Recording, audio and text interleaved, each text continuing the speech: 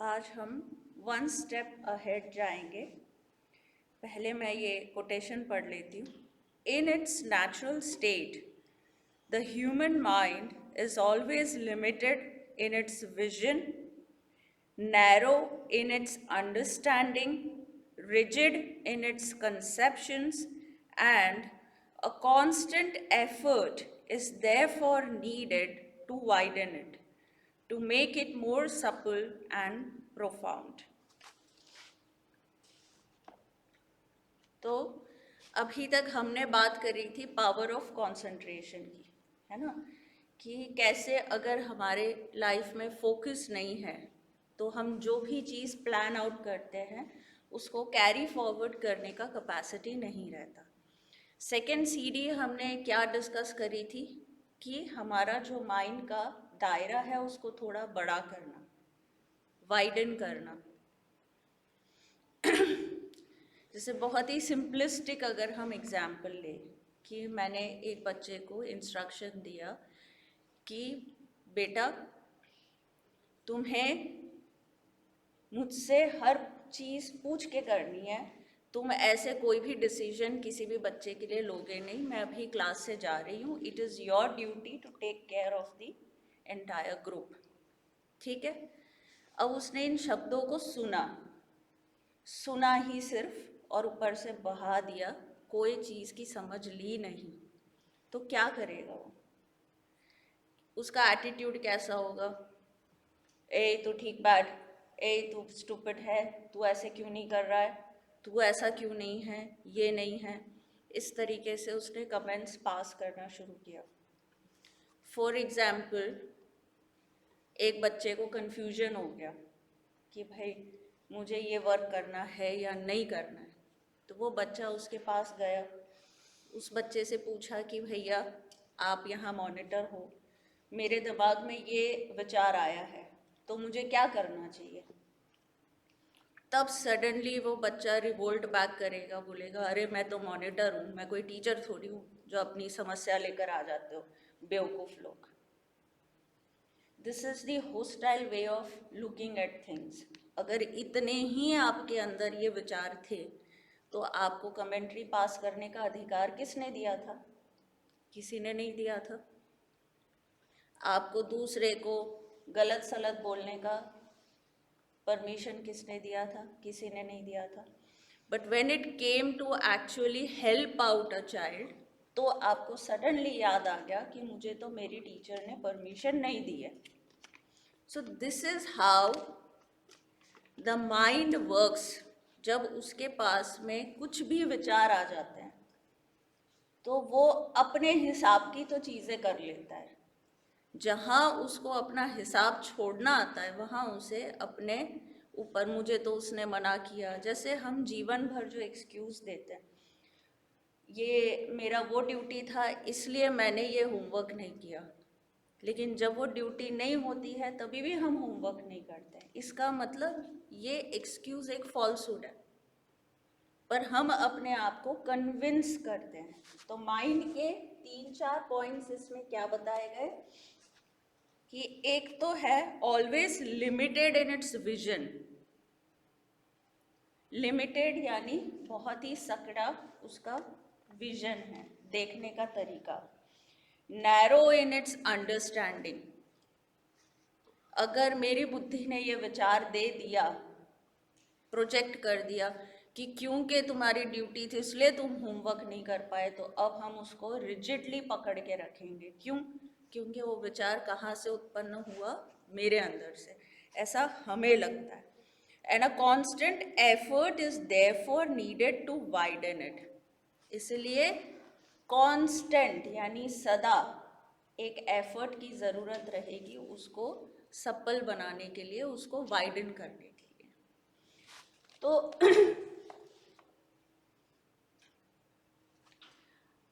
रिजिडिटीज़ का या कॉम्प्लेक्सिटीज़ का सबसे पहला स्टेप तो क्या है कि हमने माइंड को एक रेडियो के साथ कंपेयर किया। ठीक है, हमने फर्स्ट अंडरस्टैंडिंग क्या अपने अंदर घुसानी है कि हमारा जो ब्रेन है वो क्रिएटर नहीं है। वो क्या करता है? रिसीव करता है। रिसीविंग और क्रिएटिंग में डिफरेंस क्या है? क्रिएट करना यानी किसी चीज़ को जन्म देना, और रिसीव करना यानी जो चीज़ें हैं उसको पकड़ के बताना। दोनों डिफरेंट चीज़ हो गई, बहुत डिफरेंट चीज़ हो गई। तो पहली चीज़ जो रिमेम्बरेंस में डालनी है वो ये है कि this mind, this brain is not a creator. तो सबसे पहले मुझे ऐसा विचार आया, ये मेरा विचार है। मेरा विचार कैसे होगा? मेरा कैप्चर्ड विचार है ना। तो वो उस सेंस में मेरा अंडरस्टैंडिंग का जनरेशन नहीं हुआ। It is not the result of my understanding. It is the result of the station where it is attached. बहुत अंतर हो गया। एक, मैं बैठी हूँ और मुझे गलत सलत सजेशंस आने शुरू हो गए, तो सीधा मुझे चेक क्या करना चाहिए? मेरा एंटेना कहीं रॉन्ग जगह पे अटैच हो गया। बहुत बार हम किस तरीके के एक्सक्यूज देते हैं? हमने तो कोई बात नहीं की, हमने तो ये नहीं किया। हमने बातचीत, कहना, सुनना का वैल्यू क्या है? 5% भी नहीं है। सारा चीज तो एक अनसीन जो ये लेन देन चलता रहता है। जैसे अगर आप किसी ऐसे पर्सन से, हमने बहुत बार माँ के ये दिए हुए एग्जाम्पल्स लिए हैं कि एक पर्सन है जो ग्रीड से भरा हुआ है, वो आपके सामने से गुजरता है, उसने आपको ये थोड़ी कहा खा ले खा ले खा ले, ऐसा कुछ नहीं किया। ऐसे नहीं है उसने ललचाया, लेकिन उसके जाने मात्र से, क्योंकि आप उसमें इंटरेस्टेड हुए, आपने अपना एंटेना उसके ऑरा में डाला, तो आप अगर कॉन्शियस हो तो अपने अंदर ये डिफरेंस देख सकते हो कि जिस किस्म की वीकनेस आपके अंदर है वो वीकनेस उठेगी। पॉजिटिवली एग्जाम्पल लेते हैं कि अगर आप कोई एस्पिरेशन से भरे पर्सन के पास चले जाओ, इवन जो इस जगत में नहीं है, किसी का, विवेकानंद जी का हम आवाज़ सुन लें, या कोई भी पर्सन, जैसे मदर की आज भी आवाज़, लेकिन वो तो बहुत हायर एग्जाम्पल है, but we are just taking a part of it. जब वो आवाज़ें हम सुनते हैं, वो पर्सन तो सामने है नहीं, वो उस वक्त पे कुछ भी टॉपिक पे बात करता हो सकता है, लेकिन एंड रिजल्ट क्या आता है? हमारे अंदर एक इच्छा जगती है कि यार कुछ करना चाहिए। So this thing has to be understood कि इतना ज़्यादा जब हम अंधकार में, मूर्खता में चले गए, तो हम इम्पोर्टेंस क्या देते हैं? मैंने ये कहा, ये किया, ये करा। उन चीज़ों की तो वैल्यू बहुत कम है।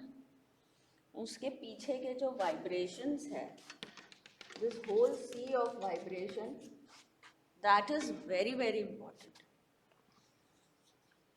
तो अगर ये मेरे पास आया, इसने मुझसे थोड़ी कहा कि आप पैसे के लिए क्यों काम नहीं करते हो, पैसे का क्या होगा, ऐसा उसने कोई सवाल नहीं किया। हो सकता है उसने मेरे मुंह पर मेरी तारीफ ही करी कि आपने बहुत अच्छा किया, पैसे तो क्या है, हाथ का मैल है, आप मैल से दूर रह रहे हो, बहुत बढ़िया चीज़ है, आप सेवा में लगे हो, उससे भी उत्तम चीज़ है, बहुत बढ़िया बहुत बढ़िया, बोल के तो ये गया। As soon as he leaves the vibration, आप अगर कॉन्शियस हो तो यू कैन ऑब्जर्व कि आपके थॉट्स कैसे हो गए। Suddenly anything related to material world, security, insecurity, पैसा, प्रॉपर्टी, कुछ भी, इन विच एवर वे आपका कंस्ट्रक्शन है, वैसी चीज़ आपके अंदर विचार प्रकट होने शुरू हो जाएंगे। इसीलिए एक ही घटना 10 लोग मौजूद होते हैं, 10 के अंदर उसका डिफरेंट डिफरेंट चीज़ आता है, क्योंकि उस घटना में हर किस्म के वाइब्रेशन होते हैं। जो हमारी कमज़ोरी होती है उस पर वो अटैक हो जाता है और उसके अकॉर्डिंग सजेशंस आने शुरू हो जाते हैं। एक और एग्जाम्पल लेते हैं कि जैसे दो बच्चे हैं, दोनों अपनी पढ़ाई कर रहे हैं, ठीक है। एक लेक्चर हुआ ऑन इंडिया कि भाई एंशंट इंडिया तो आपका बहुत महान था और अब हमारा इंडिया दुर्दशा में है, तो लेट्स वर्क फॉर इंडिया।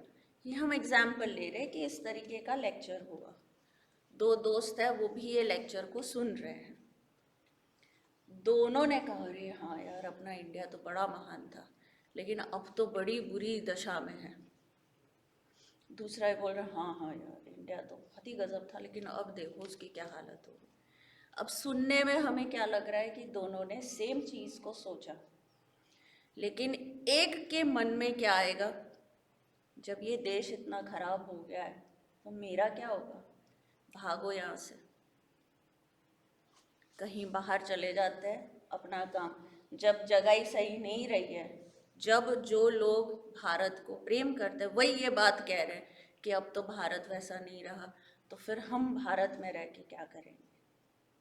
अब बताओ, सेम विचार दोनों के मुंह से हमने सुना, लेकिन एक के मन में इसका इम्पैक्ट ये हुआ, दूसरे के मन में क्या हुआ कि अगर ये देश उस ऊंचाई पे था और हम आज की जनरेशन है, तो अगर हम भी उस ऊंचाइयों के लिए वर्क नहीं करते हैं तो हम गलत है। तो दोनों जब दूसरे दिन आते हैं तो दोनों के मन, वाइब्रेशन, एनर्जी टोटली ऑपोजिट है। तो सेम चीज दोनों के लिए डिफरेंट काम कर गई। एक अलग रास्ते चला गया क्योंकि उसका, हमने बात करी थी पिछले क्लास में, फोकस वॉज ऑन मैं। तो मैं एक ऐसी जगह पे कैसे रहूं जहां पे सब गड़बड़ है, फिर मेरा क्या हो जाएगा। So I have to secure my things. तो उसके अंदर वो वाइब्रेशन वैसे काम कर गए।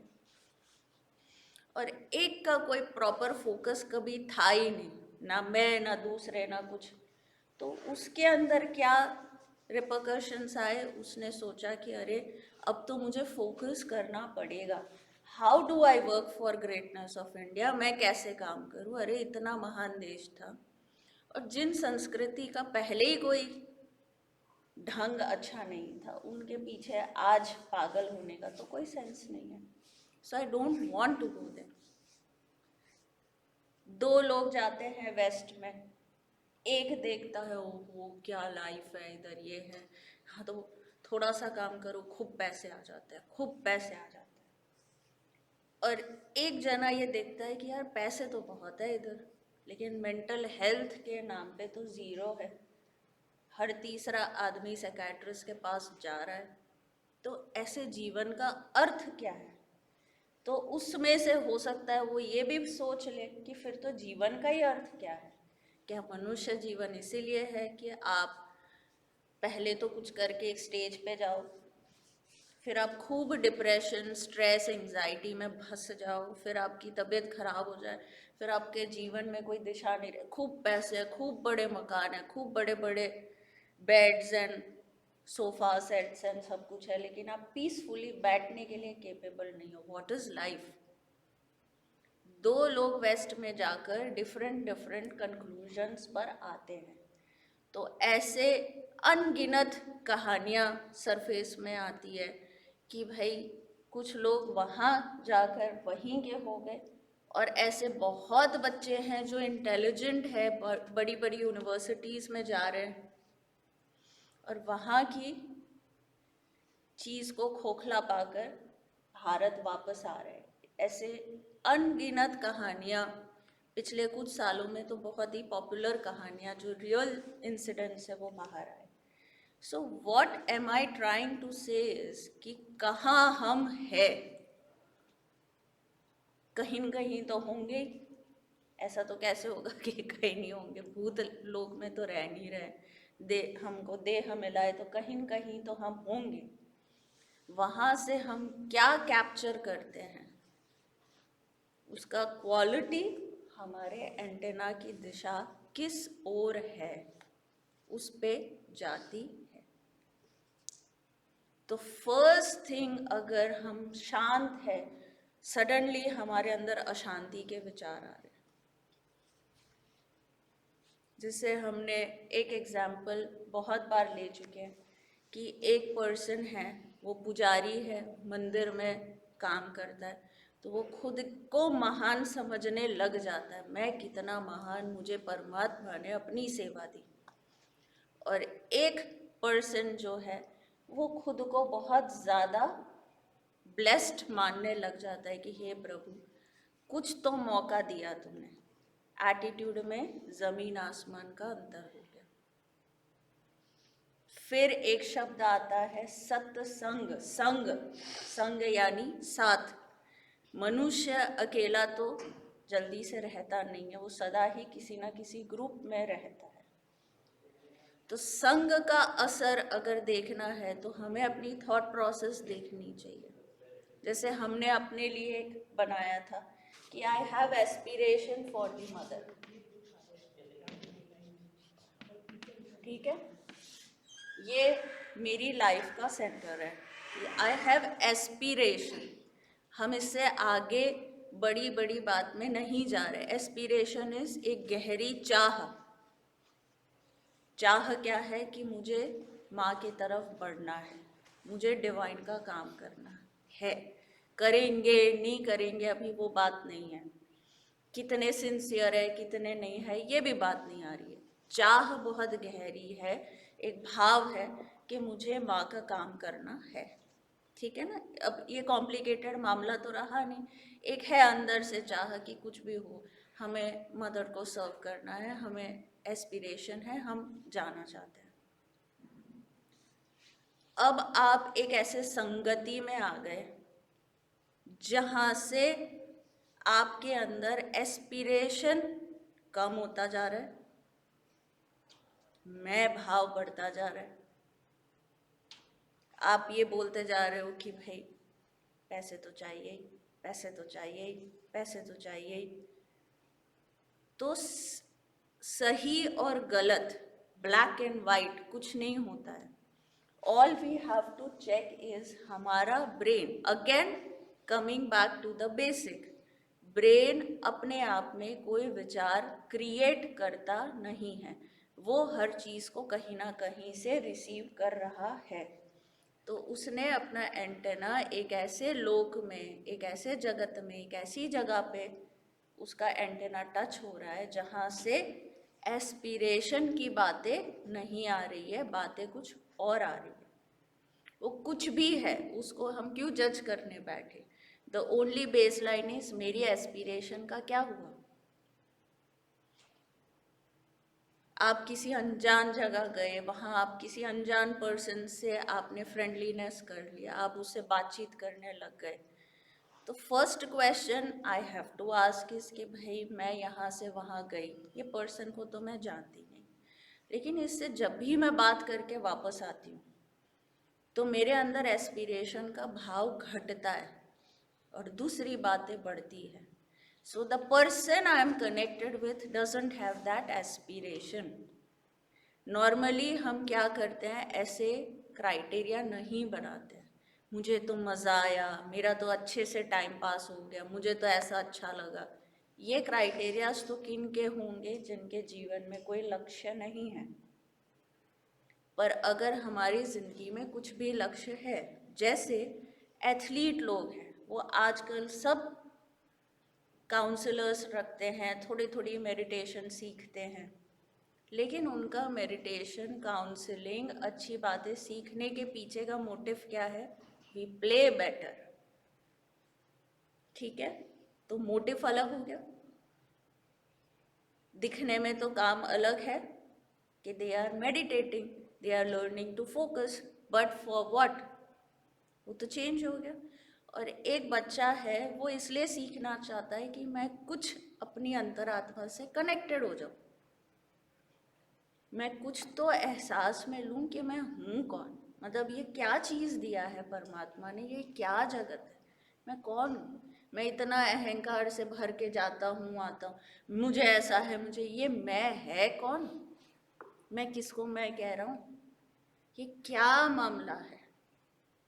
तो उसे कोई बोलता है कि भाई तुम थोड़ा सा ये मेडिटेशन सीख लो, या तुम थोड़ी सी ये कीर्तन कर लो, या तुम ये टेक्निक कर लो, तो वो भी करता है ये काम, लेकिन उसके पीछे का मोटिव क्या है? अपनी अंतरात्मा से कैसे भी करके कुछ एहसास करने की। तो वर्क तो दो सेम दिख रहे हैं, उनके पीछे के मोटिव चेंज हो जाने से सारा ही अंतर हो जाता है।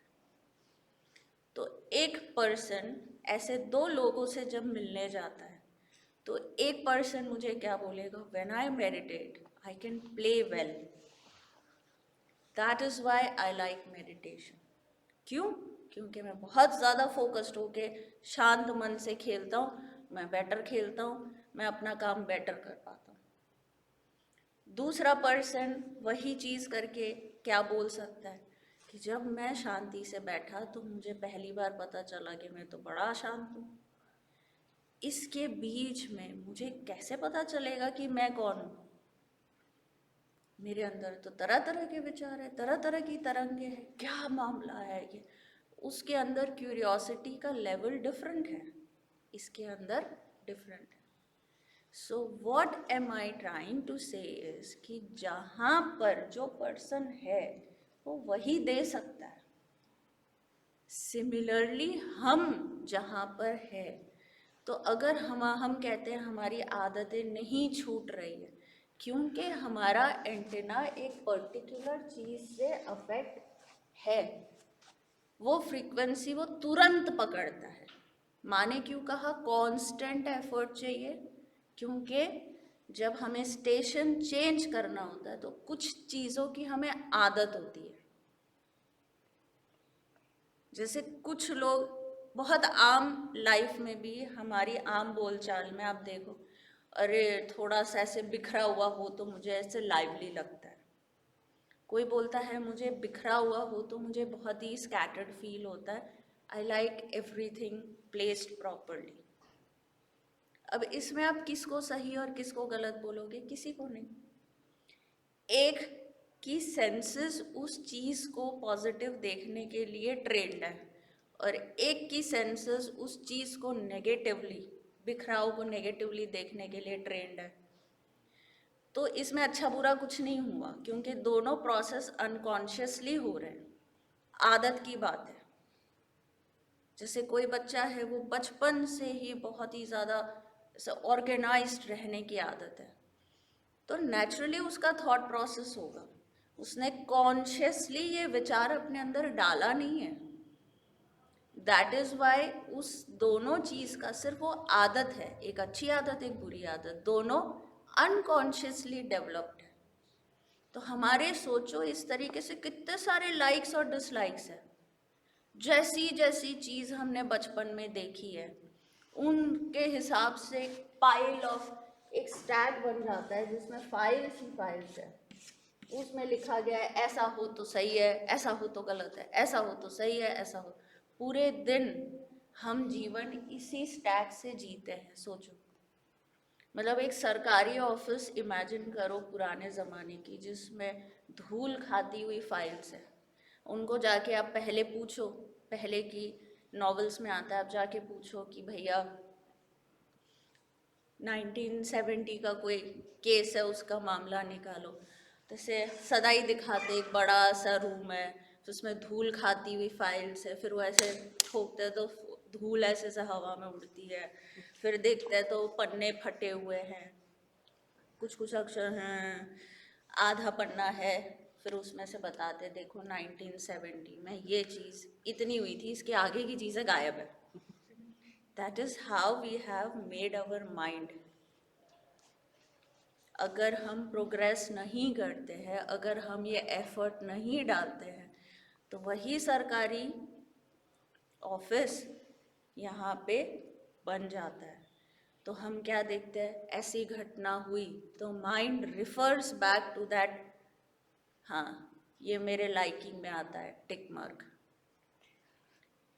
मैंने बचपन में ऐसा सुना था, कि ये चीज करना, इसमें क्या बुराई है, अब जीवन भर उसमें क्या बुराई है, उसमें क्या बुराई, मतलब वही फाइल को हम बार बार देखते रहते हैं।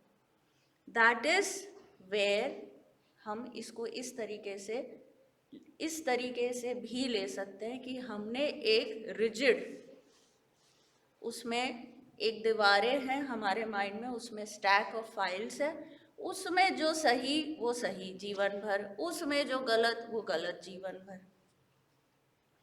तो अंडरस्टैंडिंग, समझ कहाँ गई? तो डेवलप भी नहीं हुई। तो इस कारण से हमारी जो आदत, इसमें मतलब एक चीज की हमें आदत हो गई कि ये सही है तो बस फिर वो सही रहता है। तो अब ये कितनी छोटी सी बात है, एक बच्चा है वो ऑर्गेनाइज्ड ही है, तो वो बड़ा होके भी, अरे जो ऑर्गेनाइज नहीं होते ना वो मुझे अच्छे ही नहीं लगते, गंदे लोग। But you are not organised out of choice, क्योंकि वास्तव में अगर हम चॉइस बनाने लग जाए तो हमारी ज़िंदगी में हमारे तौर तरीके, बिहेवियर, सब पे वो इफ़ेक्ट जाएगी। लेकिन वो सब पे इफ़ेक्ट जाती नहीं है, बिकॉज एक कल्चर में एक चीज़ को सही माना जाता है। जैसे हमारे कल्चर में पैर छूना, हाथ जोड़ना, नमस्ते कहना अच्छा माना जाता है। दूसरे कल्चर में इस चीज़ को ज़्यादा कोई खास नहीं माना जाता, बुरा भी माना जा सकता है, डिपेंडिंग ऑन देयर थ्योरीज। जैसे एक घटना के बारे में दादाजी कई बार बताते हैं कि जब बाहर से लोग पौंडीचेरी जाते थे, उनको नहीं समझ आता था कि माता जी दर्शन दे रही है, इतने लोग उनको पैर, लेकिन हमारे देश में तो ऐसा चीज़ आम होता है, हम तो खुश भी हो जाते हैं तो पैर छू लेते हैं, पकड़ लेते, थैंक यू सो मच, हमारा ये कहने का तरीका ही ये है। लेकिन उनको वो चीज़ गुलामी लगती है। तो बात तो क्या हो गई, मेंटल फॉर्मुलेशन की हो गई। जो चीज़ जैसी है उसको देखने के लिए जब तक हमारी ये फाइल्स, धूल खाई हुई फाइल्स को ही हमें रिफ़र करना है हर चीज़ के लिए, इसको कैसे देखना है वो तय है, अब नया तरीका आ सकता ही नहीं है। तो फिर हम प्रोग्रेस कैसे करेंगे? इसलिए आज के टाइम में हमने आउटर प्रोग्रेस तो कर लिया, बड़ी बड़ी बातें भी कर ली, ओहो फ्रीडम होनी चाहिए, everybody should have wings, everybody should have space to do whatever they want to do। Problem क्या हो गई कि ये चीज़ वास्तव में, मैं तो कह रही हूँ गलत मोटिव है, सही इसमें जा ही नहीं रहे। मान लो ये थ्योरी मैंने एक्सेप्ट भी करी, everybody should have their own space, तो पूरे दिन जो मुझे तकलीफ होती है, वो ऐसा क्यों, वो ऐसा क्यों, वो ऐसा क्यों, ये क्या बात है? सिर्फ और सिर्फ मुझे तकलीफ कहाँ नहीं होती है, जब मुझे कोई क्वेश्चन करता है। बाकी तो पूरे दिन उसने ऐसा, उसने ऐसा, उसने ऐसा, उसने ऐसा। तो पूरे दिन जब तुम्हें दूसरों की उड़ान पे प्रॉब्लम हो रही है तो तुम किस फ्रीडम की बात कर रहे हो? अरे I should have space, that means nobody else should have space. इसका ये अर्थ निकलता है वैसे तो, अगर हम अपने बिहेवियर को देखें कि मेरे अलावा तो किसी को स्पेस होना ही नहीं चाहिए। मान लो हमने ये एक फॉर्मुलेशन ली है कि everybody should respect each other, है ना, तो उसका मीनिंग क्या हुआ, मैं इसको रिस्पेक्ट करूं और बदले में मैं एक्सपेक्ट करूं कि ये मुझे रिस्पेक्ट करे। लेकिन हमारा एटीट्यूड क्या होता है, मैं तो जैसी हूँ वैसी सही हूँ, यू ऑल मस्ट रिस्पेक्ट मी। तो फिर मैं बोल में तो क्या बोल रही हूँ, everybody should respect each other. क्या बात है, बड़ा छोटा का तो कोई बात नहीं है, मैं बड़ी हूं तुम छोटे, उससे क्या हो जाता है ना। लेकिन when it comes to the real action, that is not happening. The only thing that is happening is respect me, respect me, respect me। तो बात लास्ट क्लास वाली हो गई कि हमारी सारी चेतना जो है वो एक शब्द पे कॉन्सेंट्रेट हो गई, मैं। अब हम सब ऐसे हो गए कि पूरे दिन मैं सोचूंगी, मैं जानती तो नहीं क्या है ये मैं, लेकिन इस छोटी सी चीज को मैं बना दिया। ये सोच रहा है मैं, तू सोच रहा है मैं। अब ऐसे लोग साथ में रहेंगे तो क्या चीज क्रिएट होगा? क्या कोई लॉयल्टी की, फिडेलिटी की, सर्विस की बात हो सकती है? नहीं हो सकती है। हार्मनी की बात हो सकती है? नहीं हो सकती है। डिसहार्मनी एंड डिसलाइक दो अलग वाइब्रेशनल चीज है। I can dislike a person's habit, है ना। मुझे, जैसे हमने एग्जाम्पल लिया कि I have an aspiration, he doesn't have an aspiration, I dislike his attitude. उसको डिसहार्मनी में कन्वर्ट होने की ज़रूरत नहीं पड़नी चाहिए।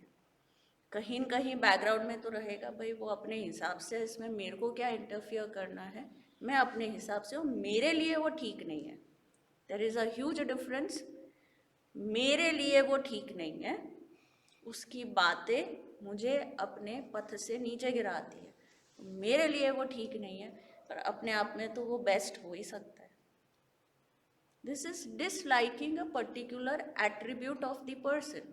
रिजेक्ट तो करना पड़ेगा ना, क्योंकि सब में परमात्मा है। तो you don't start living with kettles, है ना, कि अब तो मैं काउ शेड में जाके अपना बेड लगा देती हूँ, अब वो जो खाए। क्योंकि इक्वालिटी की बात है। इक्वालिटी का मीनिंग भी हमने लिया था, क्या होता है, जिसके लिए जो ज़रूरी है उसको वो मिलना। हम दोनों की भूख अलग है, तो मुझ पर ये इम्पोज करना कि 5 रोटी तो आपको खानी पड़ेगी क्योंकि हमें इक्वालिटी एस्टेब्लिश करनी है, हम उसको 5 दे रहे हैं तो आपको भी देंगे ही, आपको खाना ही पड़ेगा, तो मैं तो बीमार हो जाऊंगी।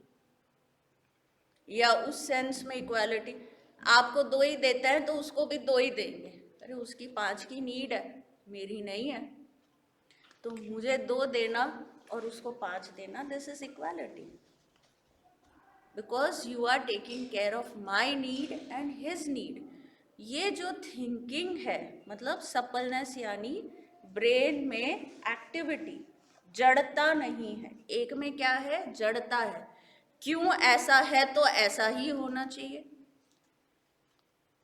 तो जिसके जो प्रॉब्लम नहीं है, मान लो ये बच्चा बचपन से अपना कमरा ऑर्गेनाइज्ड रखता है, तो उसके लिए देख, जो भी बच्चा अपना कमरा ऑर्गेनाइज रखेगा वही श्रेष्ठ है, तो वो तो श्रेष्ठ आएगा ही। किसी ना किसी डिपार्टमेंट में तो वो भी अनऑर्गेनाइज्ड होगा, दिक्कत तो उसको वहाँ आएगी। तो अगर उसको प्रोग्रेस होना है तो उसे ऐसा टास्क लेना पड़ेगा ना जो उसके नेचर के खिलाफ है, या उसकी लिमिटेशन पे एक्ट करता है। जो चीज़ हमें आती है, मान लो मुझे मैथ्स बहुत अच्छी आती है, तो उसमें तो मैं मार्क्स ले ही आती हूँ। लेकिन जो सब्जेक्ट में मैं वीक हूँ उस पर फोकस करूँ और उसमें इम्प्रूव हूँ, तो उसको हम कहते हैं ना कि मैंने अपनी लिमिटेशन को ब्रेक किया। सो जो नेक्स्ट पॉइंट है रिचनेस का, सपलनेस का, वाइडनेस का, उसमें ये इश्यूज होते हैं। एक तो हमारी जो ब्रेन की कंडीशन है वो पुराने ज़माने की गवर्नमेंट ऑफिस जैसी है, जिसमें धूल खाई हुई फाइल्स है, उसमें फिक्स है। कोई ऐसा बोलता है जैसे उसमें फिक्स कर दिया गया। अगर कोई बोलता है कि मैं वेस्ट जाऊंगा तो वो गलत ही है। या उसमें लिखा है, कोई ऐसा बोलेगा कि मैं वेस्ट जाऊंगा तो वो बुद्धिमान। अब वो फिक्स हो गया, क्यों जाना है, कैसे जाना है, क्या है उसका, वो चीज़ें हम सोचने के लिए अपने आप को मजबूर करते ही नहीं। तो छोटी छोटी छोटी छोटी जीवन की जो चीज़ें होती, अब ऐसा है तो ऐसा तो करना ही पड़ेगा ना। अब उन्होंने मना कर दिया तो फिर तो मैं क्या ही कर सकती हूँ। वी डोंट आस्क कि अच्छा ये कहाँ से आ रहा है विचार। और या फिर एक बार आप किसी बच्चे को बोल दो, बेटा तुम्हें जो चीज़ अच्छी नहीं लगे वो बोला करो, तो फिर तुम हर चीज़ में बोलना शुरू कर देते हो, because you don't think. There are rigidness. शब्द को पकड़ते हो, डेड बॉडी को जब हम पकड़ते हैं तो उसका कुछ भी बना सकते हैं। सो बेस लाइन लेके चलना है सदा ही। पहले तो अब हमें ये अपने अंदर विचार को स्पेस देनी होगी कि my brain is not the creator of the thoughts, it receives. और इसका बहुत ही हम एक इनोसेंट एग्जाम्पल ये ले सकते हैं कि जैसे छोटे बच्चे होते हैं, अगर वो कोई कार्टून देख ले, कोई डोरेमोन का कार्टून देख ले, तो उसको क्या बनना होता है? सडनली उसके मन में आता है मैं डोरेमोन बन जाऊं। वो अगर कोई क्रिकेट देख ले तो उसके मन में आता अब मैं क्या बन जाऊं? तेंदुलकर बन जाऊं।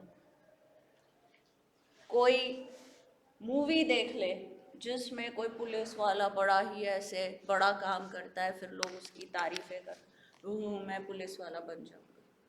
This is just an example that our brain doesn't have any aim. पहला कंडीशन तो क्या हो गया उसका? एम है।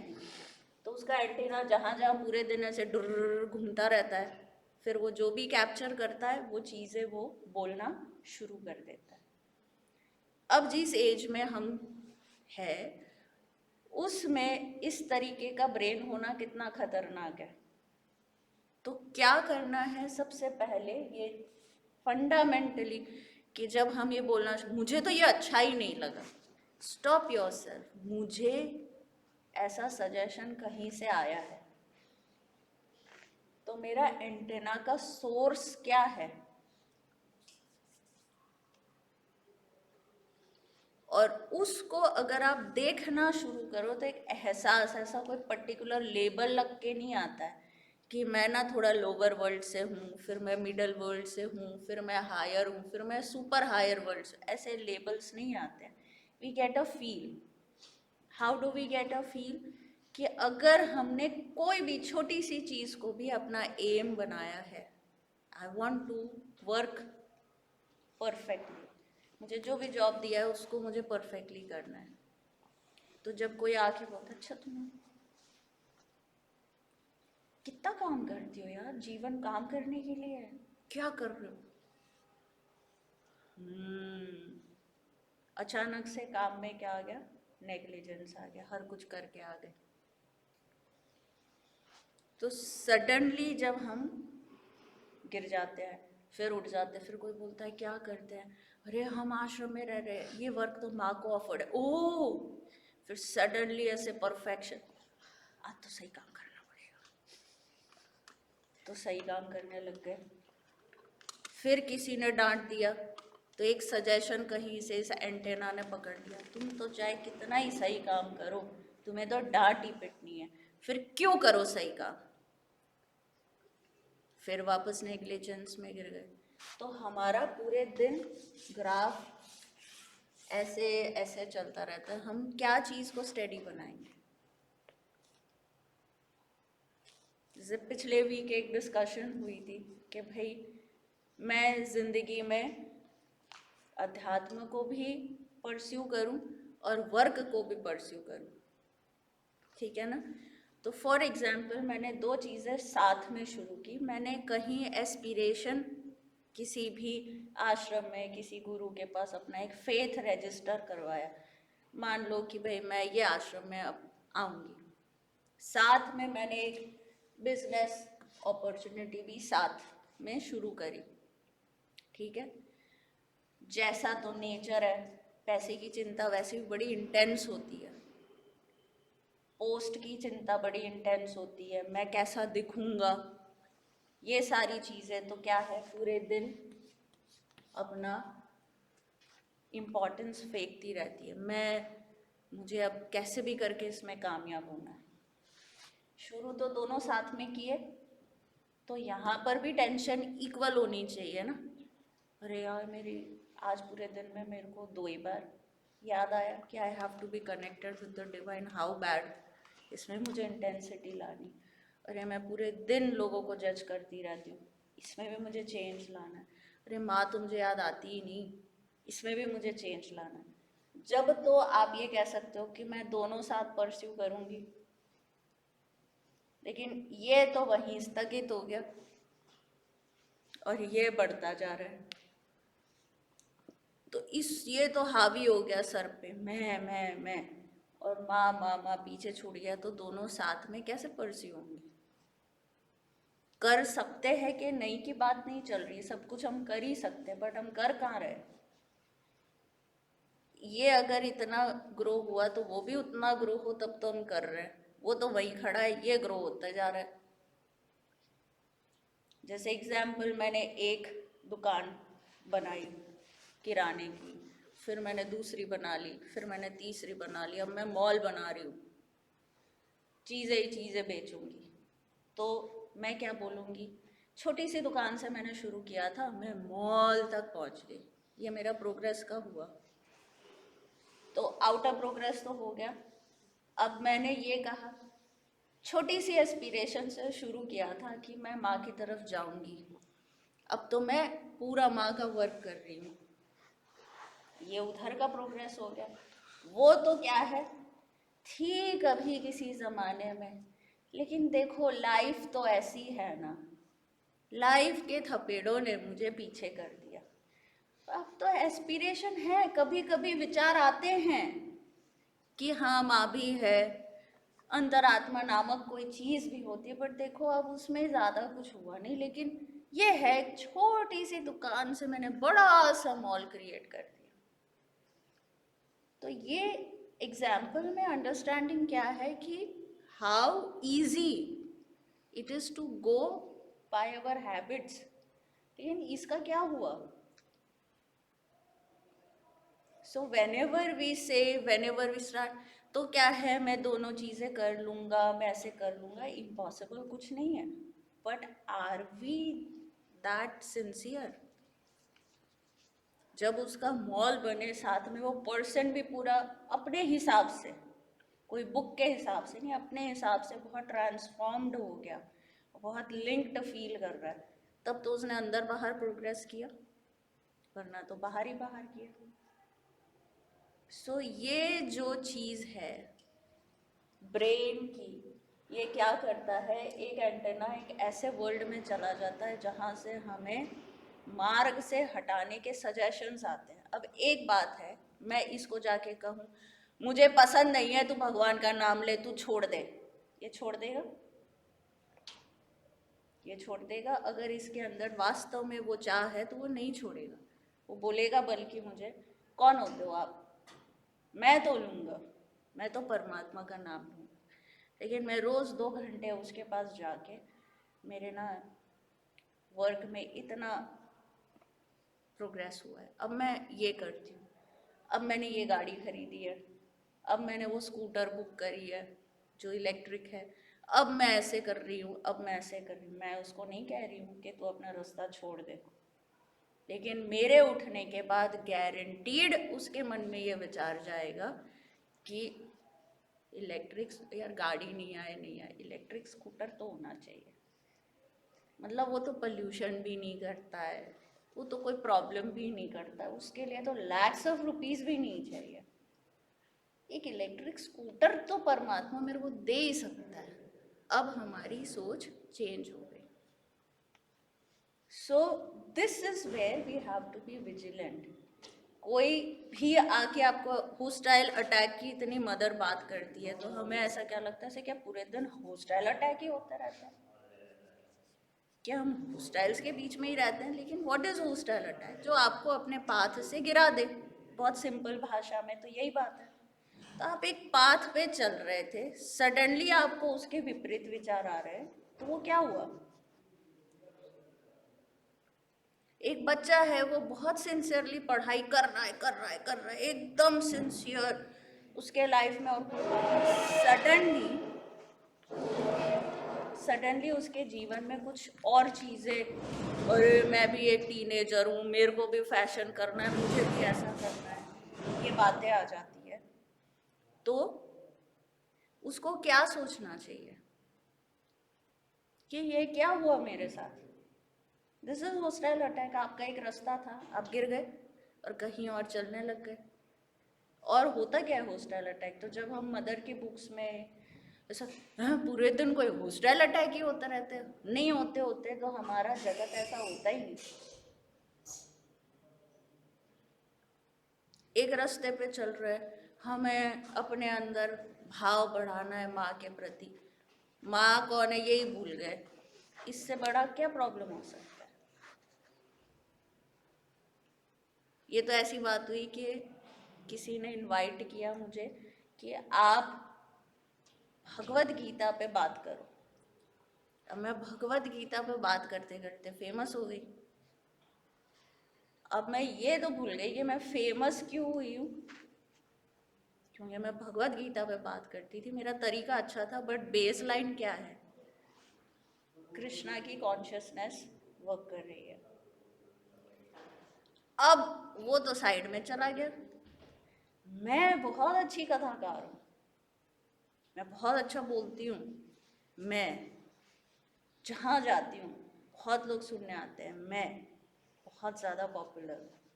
आपने काम कहाँ से शुरू किया था, अब कहाँ गिरे।